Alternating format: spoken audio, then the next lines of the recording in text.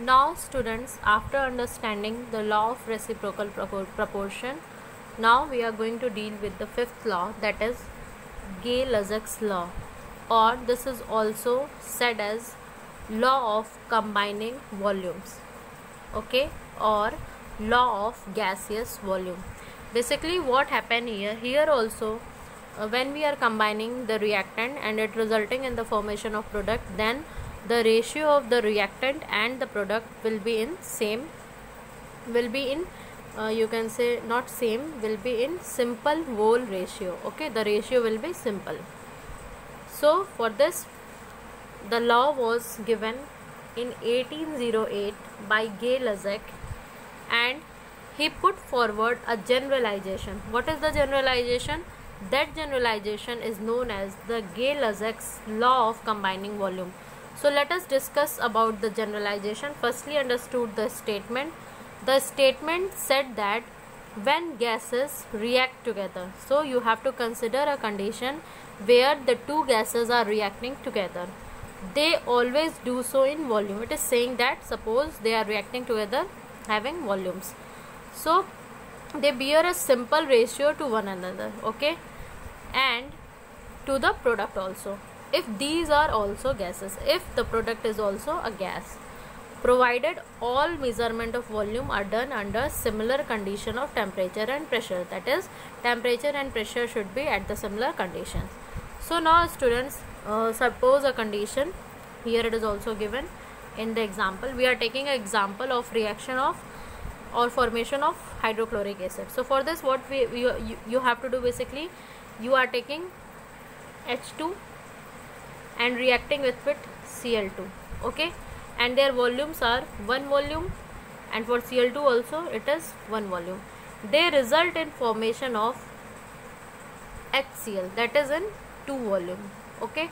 So when we will see their ratios, so you can practically see that it is 1:1:2, okay, that is 1:1:2. So this is what called the law of gaseous volume. Here you can see the ratio between volume of reactant and product in this reaction is simple, that is 1:1:2. Hence it clarifies the law of combining volumes, okay. You can also understand this by another example. Suppose we are reacting hydrogen and oxygen to form water. So we are taking hydrogen and reacting it with oxygen.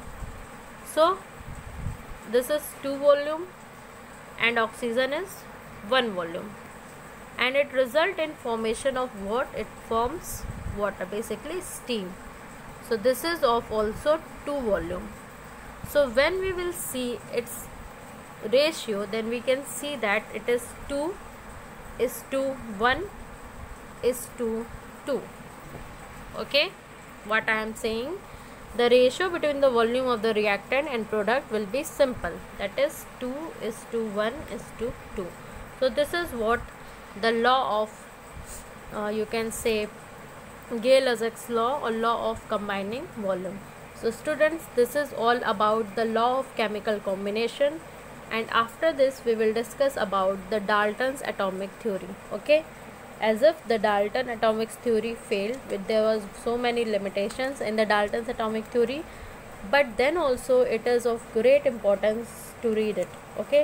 And sometimes questions are also asked from this having application aspect.